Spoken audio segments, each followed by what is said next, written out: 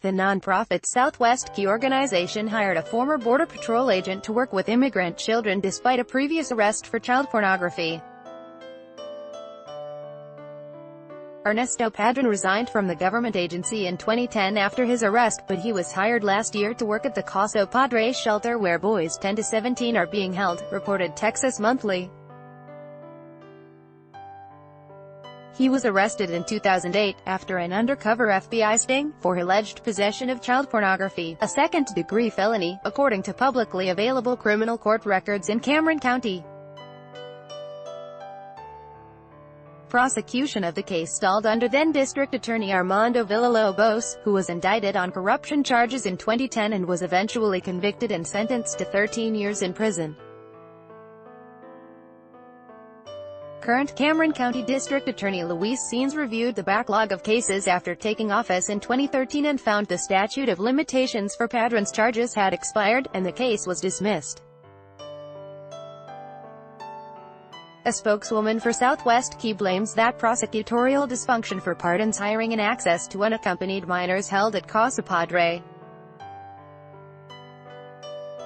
In our hiring, extensive background checks are conducted on applicants. However, because Mr. Padron was not convicted of the charges you referenced, or any other disqualifying criminal charges, he was cleared for employment, said Southwest Key spokeswoman Lizzie Chen. When we became aware of Mr.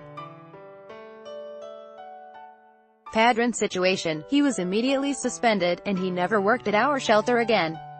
Padron's arrest was heavily covered by local and national media, and his criminal records remain online, so even a cursory web search of his name should have turned up his background. Regulators have cited Southwest Key in the past for failing to properly check the backgrounds of other employees at Texas shelters. One shelter in Combs was cited twice, in June 2016 and February 2018, for failing to submit required information for a background check renewal in a timely manner. Inspectors found at another shelter 2 years ago in Houston that 2 employees had not been checked through the state child abuse and neglect registry, and Southwest Key also failed to renew background checks for 5 other employees. 6 employees at a Montgomery County shelter had their background checks renewed late in 2016, and inspectors last year found a caregiver with access to children had failed a pre-employment drug test. Southwest Key is federally contracted to run child immigration shelters by the Office of Refugee Resettlement, which is a program of the Administration for Children and Families, ACF, which falls underneath the larger umbrella of the U.S.